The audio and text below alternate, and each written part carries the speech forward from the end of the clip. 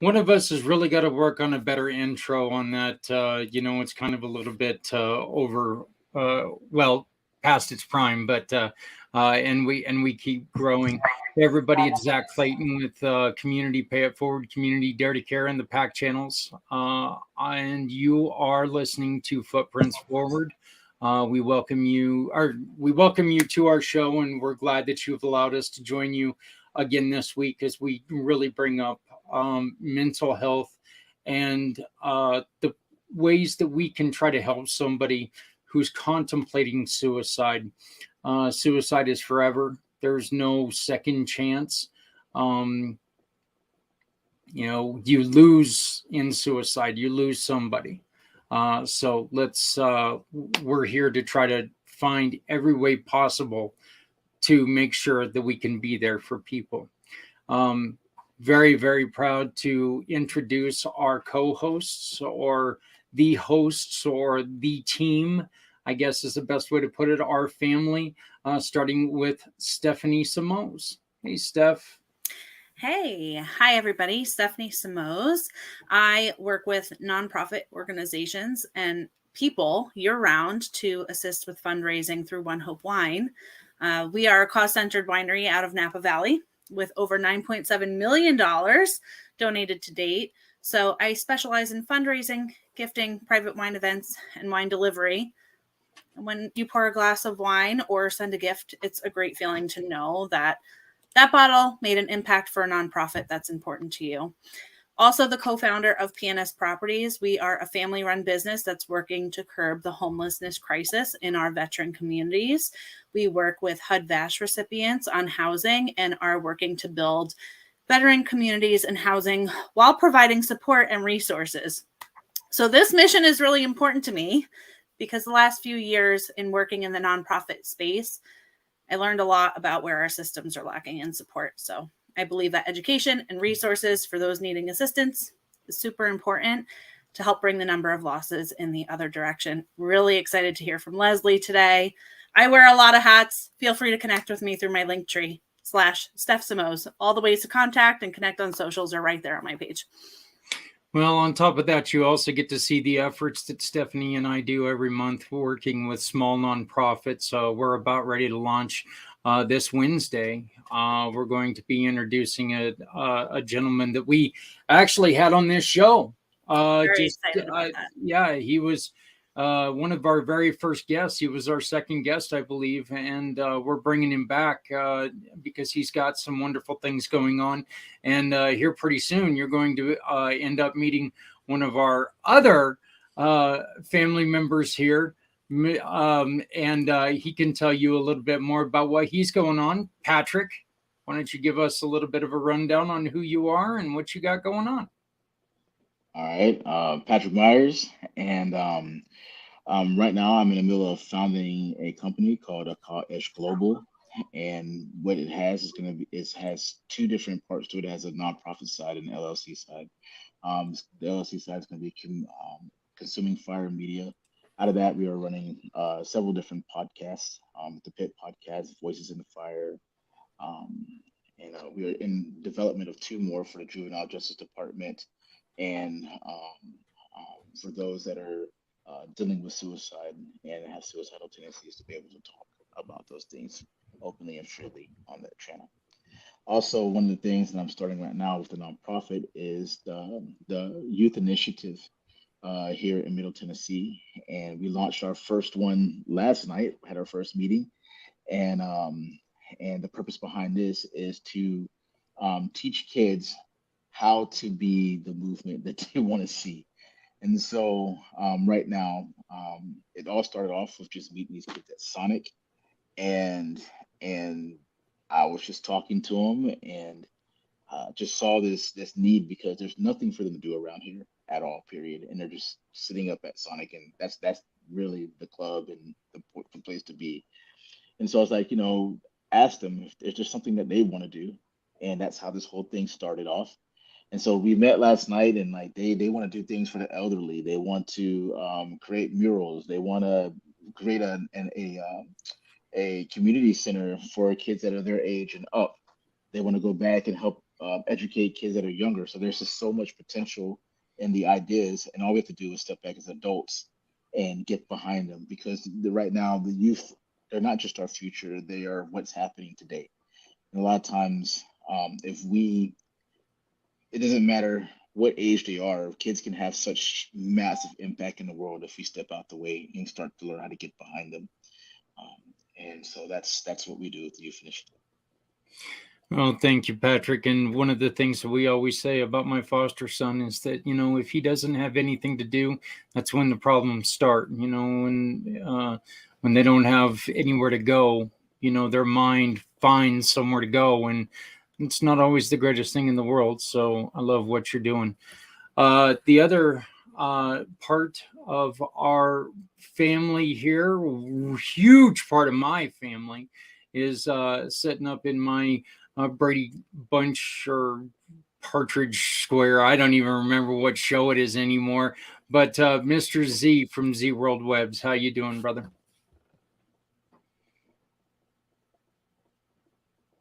I am on mute. I am doing great. Speaking of bad introductions, I think your introductions are absolutely phenomenal, and it's always great to see you, brother men Zach, Steph, Patrick, and Coach Lesley. Hello, world. My name is Z, or you can call me Mr. Z. I am a web developer, and I am also a consultant that specializes in helping nonprofits, veteran business owners, and entrepreneurs like yourselves who are looking to announce upcoming events, book online appointments, or accept donations or payments without the use of eBay or Jeff Bezos. I also provide a free consultation to those who are looking to get started on their brand new website, but they're not comfortable with the idea of touching the back end of their website, whether it's their code in WordPress, Squarespace, or Wix. And I would also like to mention that I do have a referral program called Z Referral Program. And that is if you refer me or if you choose, if you refer me to a nonprofit organization of your choice, and if they become a paying client, you are entitled to compensation. But if you're not comfortable with the idea of accepting compensation, I will donate it to a nonprofit of your choice. Alternatively, if you shop at one of Zach's partners, they will be more than happy to refer back to a charity of your choice, which was inspired by the community Pay It Forward. So with that being said, if you are looking to modify, develop, or redevelop a custom website that is specifically catered to your needs without any cookie cutter templates, well, let's develop a website Z World is waiting for. Back to you, brother man. I just still missed the whole That was so good. Thank you. Z World is waiting. Wow. Yeah. Thank you. That means a lot, So, Patrick. and joining us today, a very, very special friend of mine, a family giving member of the Community Pay It Forward program, Miss Lesley Bradshaw. Hey, Lesley, how you doing? Hi, I'm good. How are you? I'm doing really good. Wow, it's been about 6 months since we last talked. I think that's almost a record for us, isn't it? Yes, it is. So, Lesley, welcome to our show, first off, and thank you for agreeing to be here. You are very special to me because you really focus in and your backstory, in which we'll get into in a minute. You really focus in on something where, a lot of times people say, suicide, and they're thinking men. Women have depression as well. What are some of the things that you try to help women do? I try to help them get back to themselves. Like we're taught as women to be people pleasers, to we have to put everyone else before ourselves. We have to always give. We have to be subservient. You know, we need permission to do the things that we want to do, and we always have these flaws that we're working on because we have to be perfect. If we're not perfect, something is wrong with us. We have to keep working on how can I do this better? How can I be a better woman, mother, sister, friend, you know, whatever, wife, whatever it is. It's always this bar that's set by these arbitrary people that we never seem to reach. No one ever actually gets to that point, but we're always working on this perfectionism. So I help women to break that cycle.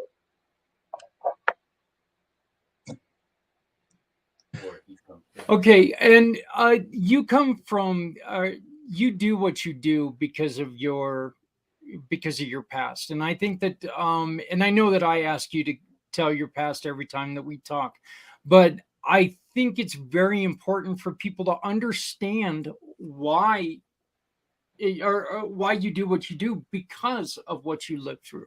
Can you just give us and sorry about the little bit of distraction there for a second, but can you give us a rundown on, like, give us a little bit of a history about what you went through and why this is so important to you? Okay, so as you guys can tell, I do have an accent. So I born and raised in New Trinidad York. in the Caribbean. Yeah, very New York. Born and raised in Trinidad in the Caribbean. And you know, in our country, we have this saying that you can either become a doctor, a lawyer, an engineer, or a disgrace. Well, my brother's the engineer, and I'm not a doctor or a lawyer. So,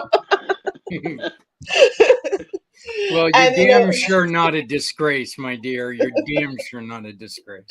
thank you, thank you. I mean, there's always been it's usually said in jest, but there is a lot of truth to it because we rarefy like certain jobs, and you know, people who are more like artistically inclined or they're sports inclined and are kind of left behind because it's like, oh, that's not important, you can't make money from that. And I know I was one who was told, you know, by my own mother that, you know, you can't get into what you want to get into because it's not an appropriate job. I wanted to be a flight attendant. um and yeah, she told me it was not an appropriate job to have and all those things. And I was kind of like, what? Well, that's what I want to do, you know. That's where I see myself. But I ended up like feeling lost because of it, you know. And it was little things like that through my life. I was told also, you know, by teachers that, you know, I couldn't go to certain schools because, you know, I wasn't smart enough for certain schools. And you know, and our system, you when you're like 15, 16, you choose whether you're doing like business studies or science subjects or those kinds of things. And I did business, and business is considered the stupid class, you know. That's where the stupid people go. So I've always had this stigma like following me around that, you know, I'm not that smart, I'm not that great, you know. I'm a crazy dreamer, you know, and that's never going to get anywhere. And you know, to top off the cap, you know, I got pregnant young. I got pregnant when I was 19, and of course, at that point, it's like, well, your life is over. You can't do anything anymore. Your life is solely for your child. Everything is all about the child, and it doesn't matter what your dreams are. It doesn't matter what your goals are. What you want to accomplish for yourself is all finished. It's all about your child. And for a long time, I lived in that victim mode that I cannot do anything for myself anymore. I needed my mother. I needed my, well, of course, growing up Catholic, I had to marry the guy that I had my first kid with. So you know, I had to depend on him. I had to. There was never any point where I could just be who I wanted to be, and I felt lost. I felt confused because I was trying to fit myself, a square peg, into a round hole, and it would never fit. It never fit, and I just kept feeling like, well, something is wrong with me, and that was a narrative for a long time in my mind. Something is wrong with me, and I kept trying to figure out what it is that's wrong with me. And I went deeper and deeper into people pleasing. Eventually got divorced from, my first husband, which of course did not help the situation, because something is wrong with me. Like, why can't I make this work? And it wasn't until like there was one day, it was between killing myself or saving myself. And I thought about the suicide for a long time, because for me it's like, I'm no good. I'm worthless. I can't do anything right. I am just a burden to the people around me. So why am I staying here? And well, obviously I couldn't go through with it because I'm still here. And I decided that okay, let's fix this. Let's see how we can fix this. I know I started reading self-help books. I didn't know about coaching at that point yet still. So it was like self-help books and, tapes and CDs. And yeah, I'm old enough to know about cassette tapes and CDs I don't believe of it. I think you watch the History Channel or something. There's no way you're that old. But Lesley, yeah. I just want to give a real quick introduction into this, because what you had to do was drastic with your parents. It was very, very drastic. But as we have heard already, everything about your upbringing to us in the States is drastic. You had to take a very, very drastic step towards your parents. Yeah, I just had to be like, yeah, this is not working, and it is leading me down a path that is not comfortable for me. I cannot see myself living this way for the rest of my life, and it's either you get on board or that's it with us. And it's not easy to break up with your parents. Those are your parents. It's drilled in you that you have to love, honor, and respect them, regardless of whatever you have dealt with them, or you have to love, honor, and respect them. So to have to tell my mom that, yeah, this is me, you have to accept me as I am, or you're probably not going to have a daughter again. It was not easy. I'll tell you, it wasn't easy. But thankfully, eventually, we were able to like talk it out, and she is a pivotal person in my life right now. So I'm glad that it worked out that way for me. So yeah.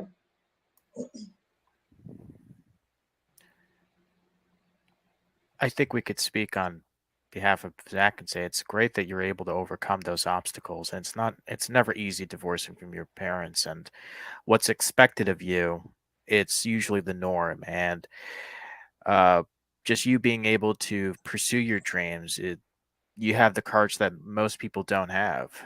Patrick, Steph, and Zach, they have pursued their dreams, and here we are now. We are definitely making a difference for those who are on the fence on pursuing those dreams, and you could be the answer to the girls and boys who have perhaps experienced what you went through. And obviously, you're not a disgrace. You are definitely the inspiration that we all need.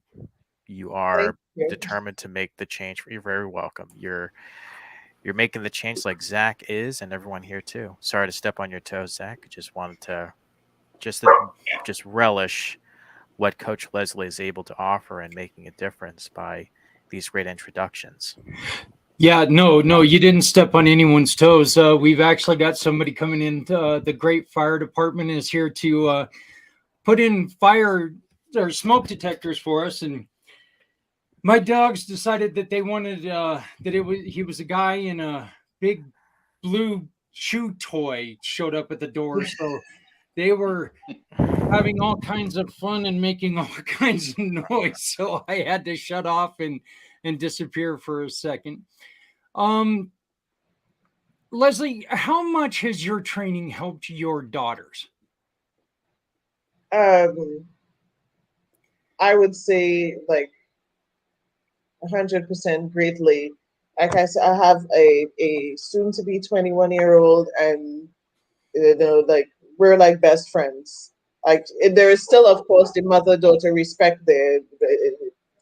She can't get away with nonsense. It's not that kind of best friendship, but you know, I have been able to create a space where she feels comfortable to come to me with anything, like anything that she's going through. She feels comfortable enough to like um she lived in Houston with her dad for a couple of years, and even while living with him, she would call me when she had problems. She would call me for counsel, and so it's I have been able to create an environment where my girls feel like they can tell me anything, and we can have a discussion and we can work it out. And there's no you have to be this way. There's no should or have to or anything like that. There is, let's have a discussion and see what is best for you. And that's really it for life. What is best for the person?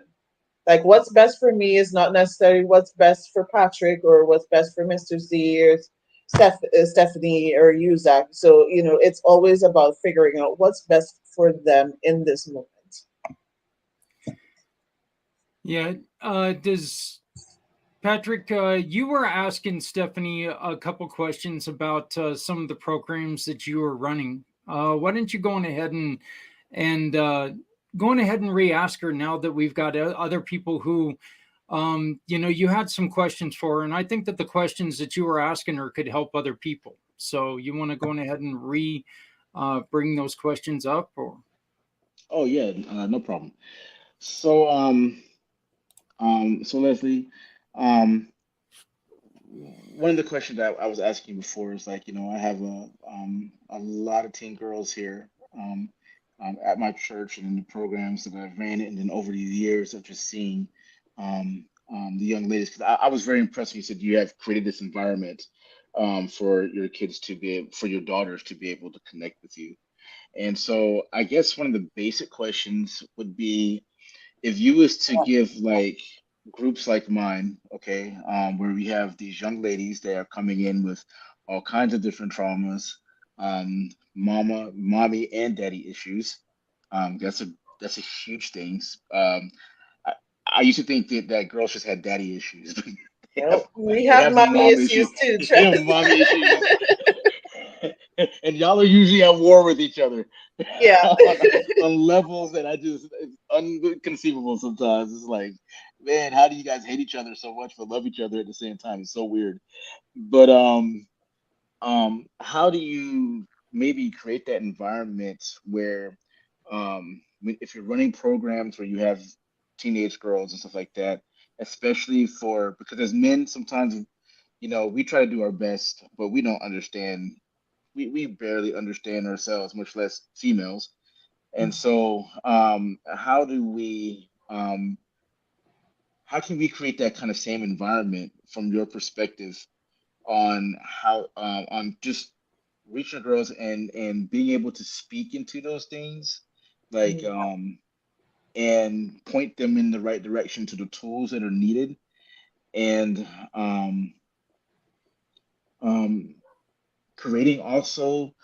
Well, I'll just ask that question first, just that one question, then I'll come back and circle back to the next. Okay, well, I mean, definitely for them to be open, you have to create that comfort. They have to feel safe with you first and foremost. Like you have to give them space and time to test the waters, so to speak, So if they're telling you, and they will start testing once they see that you are being open. And the thing is, whatever they're telling you, especially for like me with my kids, my daughter has told me some things that, of course, as a mother, is like, I am not comfortable hearing this from you, but I cannot like, I can't show that to her, because then she will get, oh, mom doesn't want to hear this, I'm going to pull away. So it's also about dealing with your own personal discomfort on your own. So yeah, you are going to feel the discomfort, and it's okay that it's there, but you keep your discomfort in check. Like, you can deal with it like outwardly after the conversation, however you need to, but it's about keeping your discomfort in check, then so making them feel like, yeah, it's okay, it's safe. You can tell me this, yeah. And they keep testing, and more they will open up to you. So it really is like a time thing. You just have general conversations, and maybe you give a little, that they'll feel like, okay, he's sharing some of himself with me, uh, and maybe they'll start giving a little more of their story that way. So yeah, just give them the time and the space, and the don't keep the discomfort in check, and don't go into parent mode. Oh no, you shouldn't have said that. Those things. Don't go into that Yeah. parent mode. Stay in that yeah, that kind of neutral mode. Yeah. All I've got to say real quick, Patrick, okay, you get to tell, or you need to your daughters tell you things that you got to hide that you're uncomfortable with. My sons are not happy unless they ask me a question that I sit there and go, what? So I mean, I've got a 29 and a 22-year-old, and every time the conversations start, my head is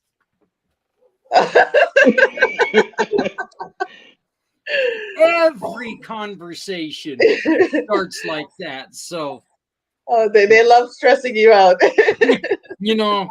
I wouldn't know how to start a normal conversation. Hey, Dad, how's the weather? I'd be like, what'd you do?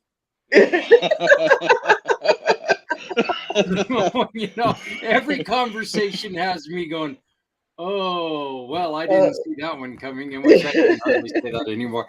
Go on ahead, Patrick. Sorry, I had to throw that in there. Oh no, that's do you actually have girls, Zach? No, I don't. But you know what? Okay. If I have to, I mean, if there were anything that would make me uncomfortable, I would like, I just don't know.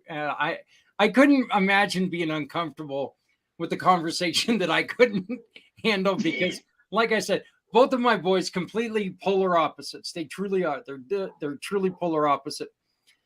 But boy, both of them love coming at Dad like that, and it's like, oh my God, what? We need to talk to your mother. I don't know what she's teaching you, but we need to talk to your mom. So, which actually, it kind of both happened, so it's probably Dad's fault, but still, But yeah, Patrick, go on ahead. Okay, so to reiterate pretty much the points that you gave just now. So for that first question about, like, how do you create that environment for them, right? So you said number one would be check your discomfort at the door, because it's about their comfort. Number one. Correct. So that would be number one. Yeah. Number two was I'm sorry. Number two was just consistency Yeah. of all right. So that was number two, consistency of just constantly just showing up, being there, so they have that place. And then number three was sharing even a little bit about yourself, to create that space for them to see that, okay, he's human. He's not just trying to be an adult in my life or he or she or whatever, whoever's in charge. They're not just trying to run me, like, so they're already dealing with that at home with their parents and stuff like that. So that opens up that space for them to be able to talk. So that was there another point? I'm trying to make sure there was another point, because no, those were the points. Yeah, those were the points. Okay. My second question, with one of the things is um how do I even phrase this one? Um, what is with all the things that you deal with those girls, okay? Because like when you're when you decide to do these things, you decide to get into the mud. That's just a fact, right? And you can't get into the mud without getting muddy. That's that is that is one of those things. How would you say is the best way to um, when you jump in that mud, the best way to jump out and get yourself cleaned up before that mud sticks on you and starts to cake and cause you problems? Because the reality is that in order to help them, you do have to get in there and put your hand in there, pull them out. Sometimes you have to jump in there and get completely covered and push them out. Mm-hmm. Um, and so, like, how do you deal with those things? Because I know you've heard some traumatic things. I know Mm-hmm. you've dealt with some crazy stories. And how do you stay healthy throughout that process? Mm. Oh, that's a good question. It's actually about keeping yourself grounded. So, giving yourself the time and the space that you need to recover. Because, like you said, especially if it's something heavy, like you're dealing with the suicide or they're dealing with, domestic violence or anything like Yeah, that, I mean, your heart aches, right? Your heart aches. yeah. No, you It know, my, breaks actually. as Sometimes it long just as you're breaks in human, half. your heart aches. If you can listen to those stories and be like, okay, then I think you need a therapist. but Yeah. but yeah, it's about having your own practice that grounds you to remind yourself, okay, well, for one, this isn't my story, so I don't need to be all the way in the mud with them. I Mm, can be on the edge and throw the rope in and pull the rope out with them. Like, I don't have to get in the pool and swim and believe the story. Depending on when I say believe, like depending on what it's about. Um, I don't have to be there suffering with them. Actually, it's better if I'm not suffering with them, because then we're both struggling to keep afloat. And who's going to save the two of us now, right? yes.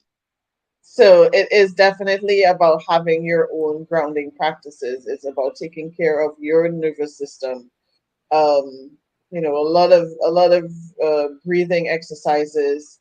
Um, Walking barefoot outside is one of the things that helps me a lot to keep grounded, to keep like focused. I don't know why it helps me. Being in nature, going to being around water definitely Yeah. helps a lot.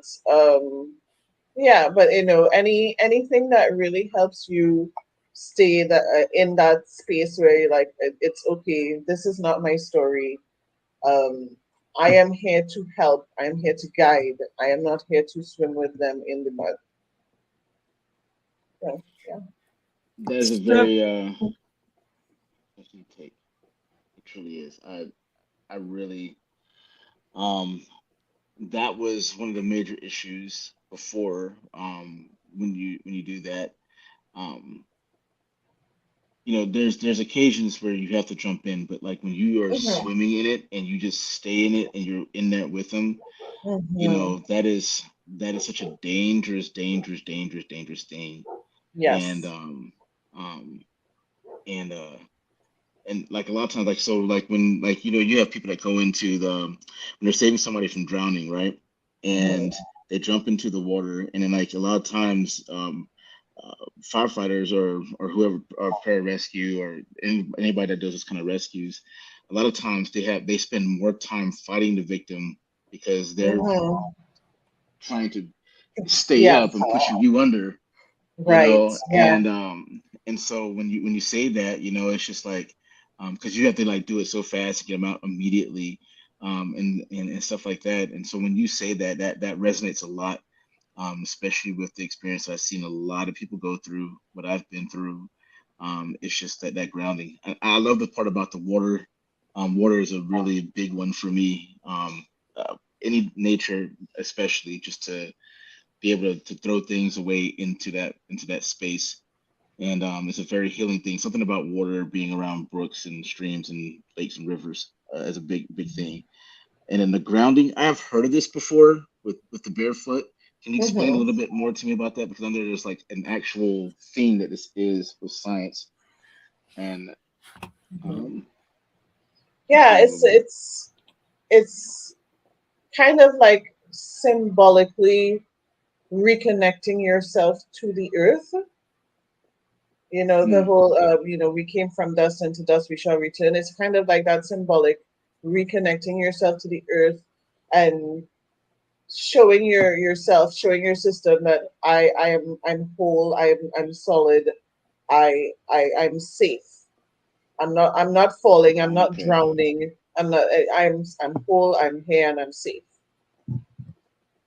I like that. There's also a lot of religious symbolism with walking barefoot on the earth and reconnecting with the earth. Many different religions throughout the years.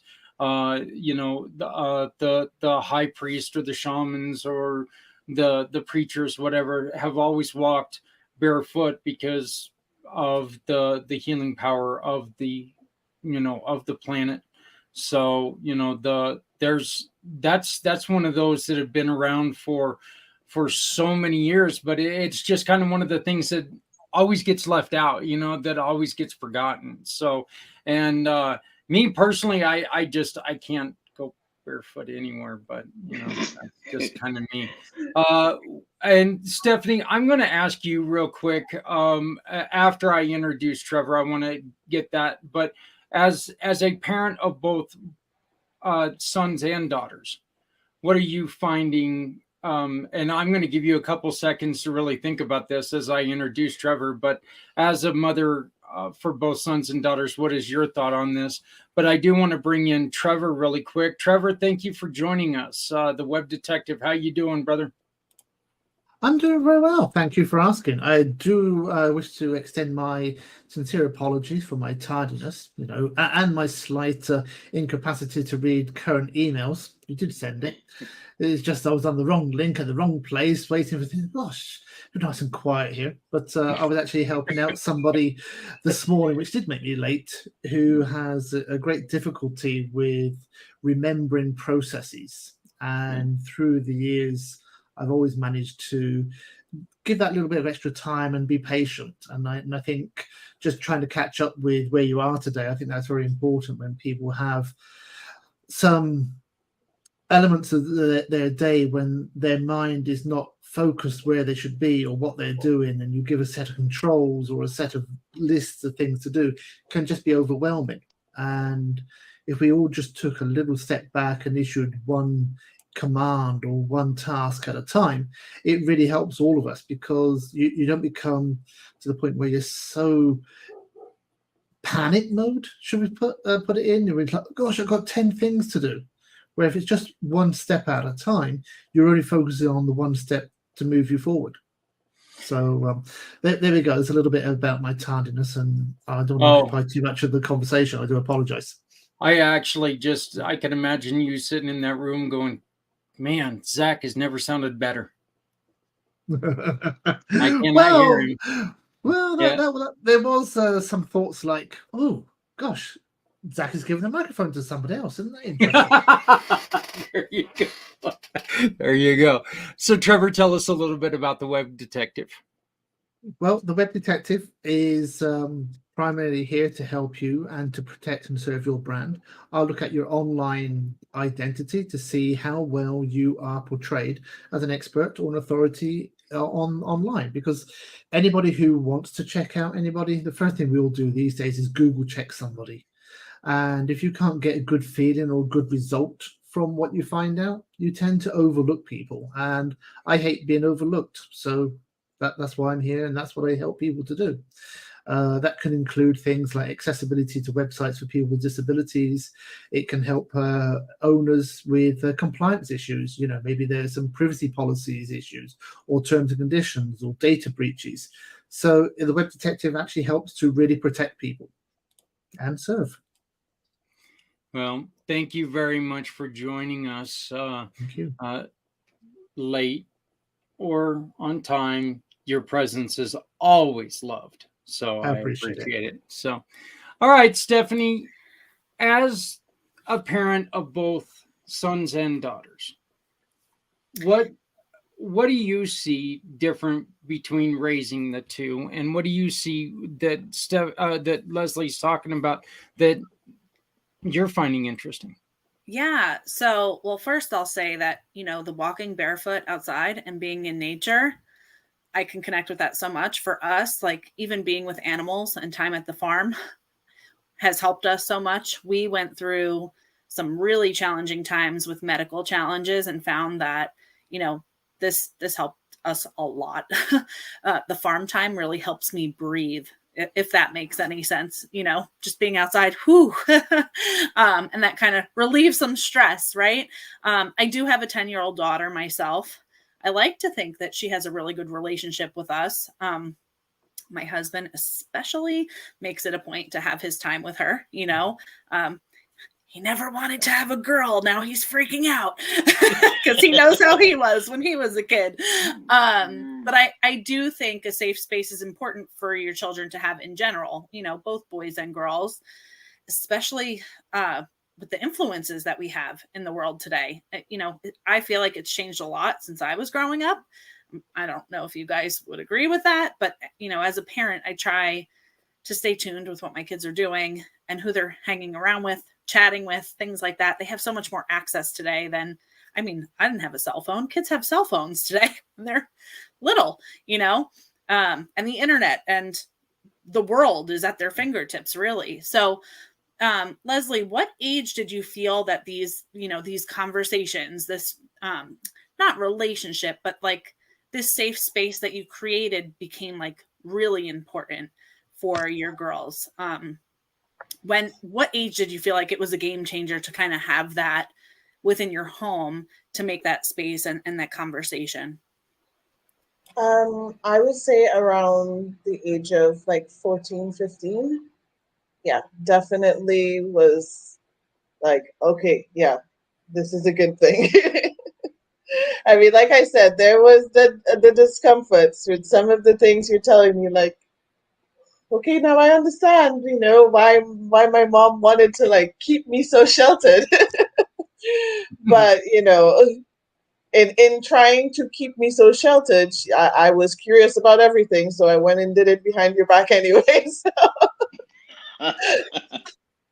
So now I know it's like, okay, where do you want to go? Why do you want to do it? Those kind of okay, and we find the compromise, like as depending on the age. Like I said, she's 20, she's gonna be 21 now. She can go, and she's in college, so she can more or less come and go as she pleases. But before, okay, who's going? How long are you gonna be there? Just simple things like give me the time. If you're leaving from where you say you're going to go somewhere else, just message me, let me know. Simple things like that, to keep me in the loop. Because as parents, we're gonna worry naturally, no matter what age. Like I'm 40 years old and my mother still worries about me. So Yet I actually, you know what, Lesley, the other day I had a conversation with one of somebody who we're going to be introduced. Her name is Kat, and she's in Africa. And she's a young 23-year-old girl who she wanted to come. She graduated from high school at 15, and she wanted to come here because she has ambitions to become a doctor. Well, mom and dad were freaking out about that. And I told her exactly what you just said. My son is 29 in Japan, and every time that I hear that there's a rainstorm in Japan, I fear there's going to be a washout and then he's going to end up in the middle of the ocean, So yeah, it doesn't matter how old you get, your parents are still going to worry about you. So, Lesley, what are some of the things that you see not just kids. We need, women. What Mhm. are some of the things that you see women falling into that are really kind of hurting? We hear about the social media. What are some of the other things that women are paying attention to a little too much and not listening to themselves? What are some of the things that we can get them to hopefully start listening to themselves a little more than listening to an influencer? Right. Influences. Yeah. Uh-oh, I touched on your-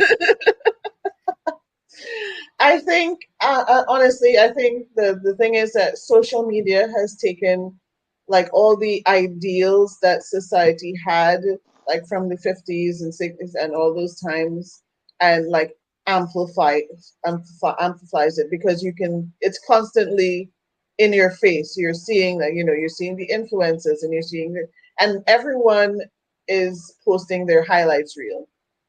Very few people post their low points, when it's not working out, when they're not on a nice beach drinking a margarita. They make it seem like that their life is perfect 24/7, and nobody's life is perfect 24/7. And it is like, to actually have a happy life, you have to acknowledge and accept that it's not going to be daisies and roses and sunshine 24/7. And it's in the acceptance that you are going to have low days. And low days doesn't mean that you're doing something wrong. It doesn't mean that something is bad about you. It doesn't mean that you're ungrateful. It doesn't mean anything. It means that you're human and you're reacting to whatever you're experiencing in the moment. And once you get to that point that you can tell yourself it is okay that I feel this way, and you allow yourself to feel what you need to feel. You cry, you scream, you run, whatever you need to you do to make yourself feel better in the moment without the running judgment. Because a Mm. lot of us beat ourselves up more about being human than we realize. And once you're able to like stop that running judgment and show more compassion to yourself, that's how you actually end up with a happier life. Because someone said it best, we all try to get to this one level, but if you notice on those breathing monitors, it goes up and down, up and down. So you're going to have highs and you're going to have lows. And if you're flatlining, that means you're dead. So the lows are just as necessary as the highs. And it's the same for life. The lows are just as necessary as the highs. It's just that somewhere someone thought that lows means that something is wrong with you, and the entire society decided to pick it up as fact, and it's not a fact. Mr. Z. Well, the fact of the matter is, it's great that you're here, Coach Lesley, and we needed to hear those things because everyone can put on a happy face. They have different faces when you're happy and what you're really going through. And I want to just circle back to what you said previously of being able to divorce yourself from certain people. And it reminded me of what Oprah Winfrey once said. Don't settle for toxic relationships because they don't allow you to be your true self. And just helping other people acknowledge that their value means something. And you don't want to be in a relation. I'm not giving you advice, but it reminded me that people shouldn't settle for a relationship where they're constantly told what to do and everything that they say is not of value.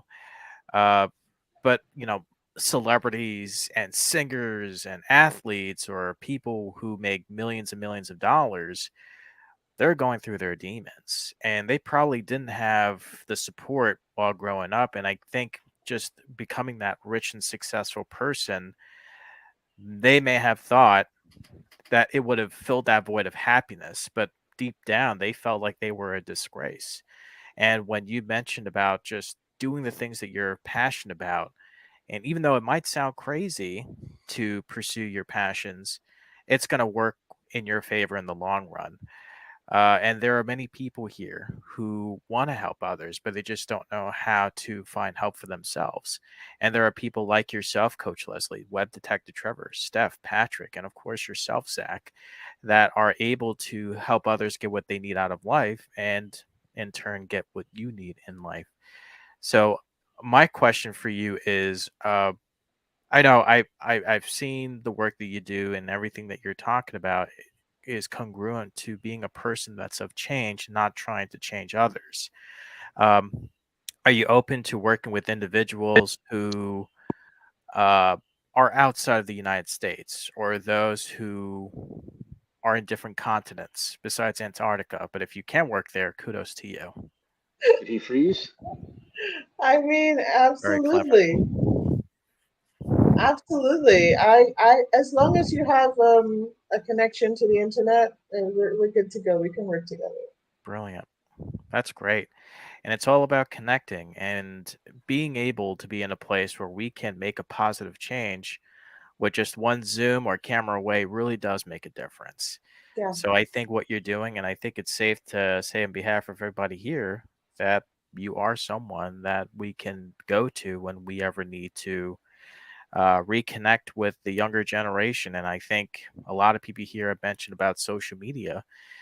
People have the need to be liked and get the comments. And it's sad to say that some people will go out of their way to pay for likes just to get that approval and validation. And I think the best sort of validation is knowing that you're making a difference like everybody else here, Coach Lesley. And it's always a delight to have someone like yourself, Web Detective Trevor, Steph, Patrick, and of course, Zach, to make that difference that we're just looking to find in this sad, sad world, but you're making it happier. And whoever said you're a disgrace, well, they're a disgrace for telling you that. That's just my opinion. Thank you. Thank you. No offense, Mom and Dad. Hey, Trevor, I know that you're a little late to this, but I do know that you were watching a little bit before. Did you have any questions for Lesley or any comments? Well, it's a little bit difficult in one sense when you have no kids around. You just reaffirm that I don't want any. Well, she's actually a female coach. Yeah, well. I'm not asking how to get them, so that's a good question. I think that's not but yeah, when it comes down to people reaching out for help, it's nice that there's a resource, and whether we put them under the classification of a doctor's psychologist help or reaching out for a friend or a parent, it doesn't matter what capacity of the hat that you wear. The capacity is allowing time and to listen to what that messaging is. And sometimes those messages do not come through as a direct question. Hey, X person, Y person, I feel like this today. Sometimes it takes somebody just to reach out and say, oh, I haven't heard from you in a while. What's going on? Just let's give 5 minutes just to catch up. And having a familiar face or familiar voice at the end of a Zoom or a telephone or even a text message is a good way to start a conversation. But I think you should always try to invite that person to have a face-to-face, because text doesn't really work. It's a great way to get somebody to get your attention. And the capacity to talk is what we really want, because talking sometimes just resolves so many issues before the issue actually takes over the whole scenario. Yeah, absolutely. Trevor, just kind of off what you were saying, I think text is also one of those things. It's so dangerous because you never know the context of what you're saying. So yeah, and that can easily happen between, I'm sure, by stereotyping people from one state to another, a colloquialism that you use in one state, even between understanding European time and American time can get people confused.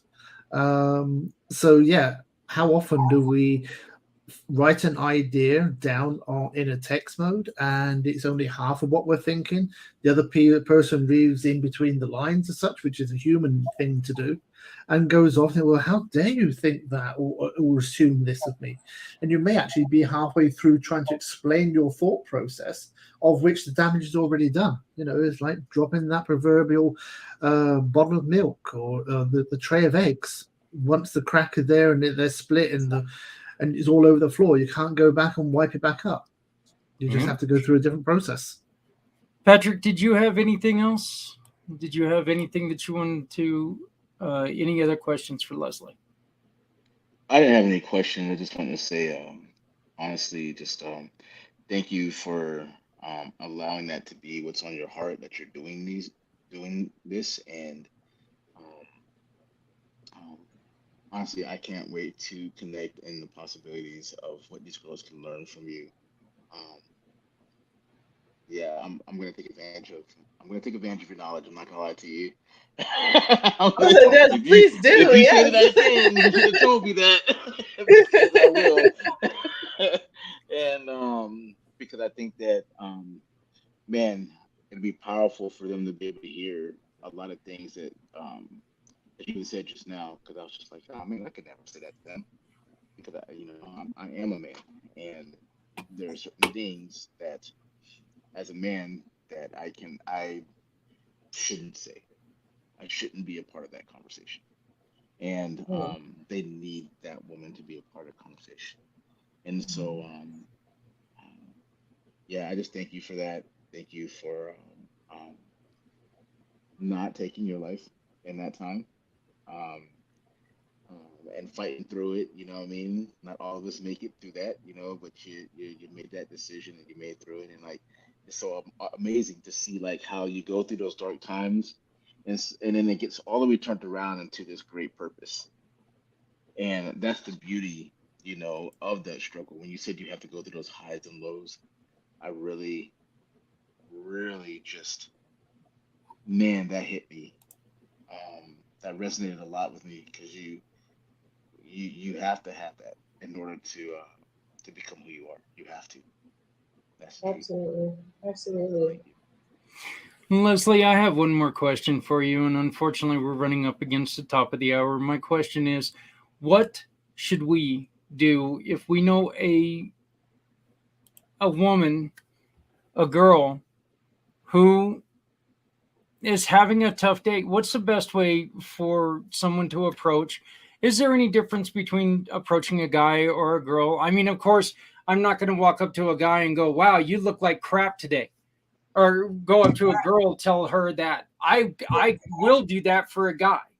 That's kind of who I am. That's the way we talk. I'm not going to walk up to a girl and go, wow, you look like crap today. What's wrong? So Please don't. Yeah. now we know why Zach's been divorced twice. Okay, so,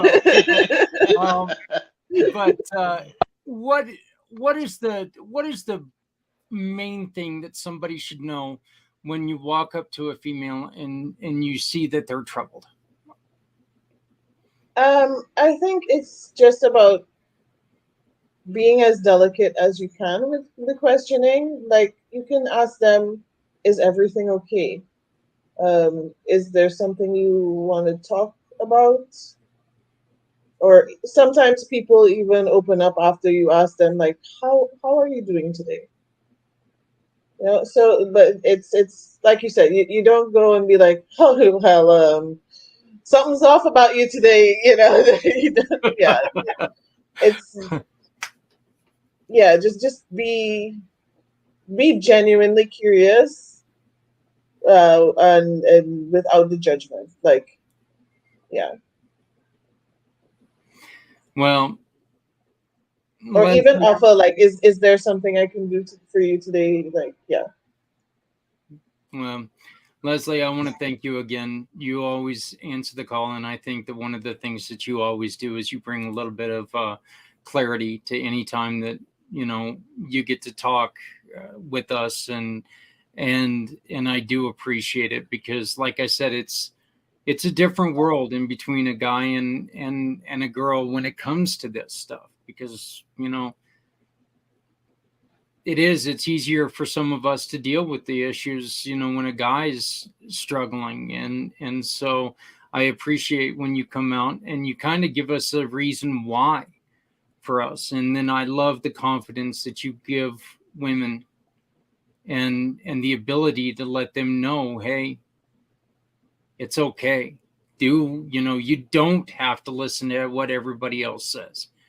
Look, that Barbie doll, it's a doll. It's not, that's not what you have to look like.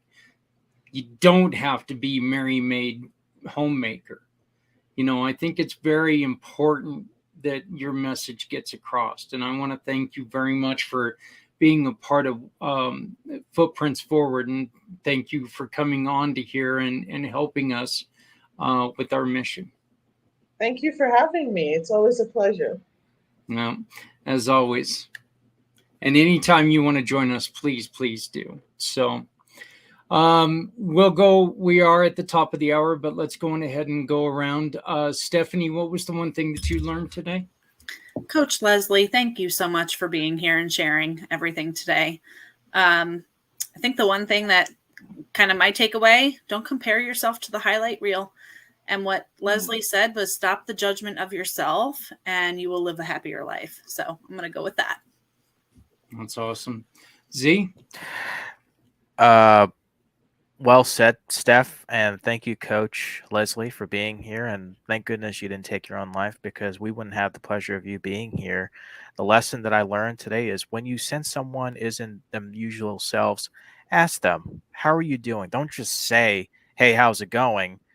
See what's really going on. So thank you for that reminder, Coach Lesley. Patrick? For me is always be conscious of the environment that you're creating, and finding ways to, especially these young women, young ladies, to do that, to create that environment for them to feel comfortable, to be able to open up and talk and deal with the things and issues that are plaguing them inside. And also teaching the people around you to do the same, especially if you're working. So that was the takeaway for me. All right. Trevor? Well, I think the main thing that came from Coach Lesley today, and appreciate her being here and sharing all this wisdom with us, is don't be like Zach and say you look like crap today. I think that was a great come away, because I think, as Zach says, us guys will say that quite easily, and I don't know if I've been in the realm saying, "Oh, what's up? You don't seem quite so chipper today," but then again, that's identifying there may be an issue, so maybe I might want to change that opening statement. But then I'm always there to trying to make somebody laugh or feel that there is some happiness around. So I guess I'm the bit of the joker. So maybe that line can sit there if it's delivered in the right way. But I appreciate you for making me think a little bit differently, or maybe that sometimes that approach might not work. Well, Trevor, unfortunately, I think you took away mine. You're not allowed to say, wow, you look like crap today. I need to go and apologize to my wife. So, no, look, the one thing that I always take away when it comes to Lesley is you don't have to be what other people expect you to be. Be yourself. And I think that that's the one thing that is the truest message that Lesley, you bring to everyone. And again, I want to thank you so very much. So everybody, we thank you again for joining us this week for Footprints Forward. We do want to remind you that, if you have a story to tell, if you have a mission, if you have some way to help someone else who is in trouble, the little QR code up in the corner, that's how you get a hold of us. You can be a guest. You can join us. Tell these stories. As you heard, these stories are very impactful. Okay. We're making friendships, long-lasting friendships, but better yet, we're giving you alternatives. And that is what our goal is. We want you to know that no matter who you are, no matter how you heal, there's somebody out there who can help. And so please, we just ask, you take care of yourself, and remember, no matter how softly you walk, you always leave footprints. For all of our family here, we wish you a good week, and we'll see you next week. Thank you.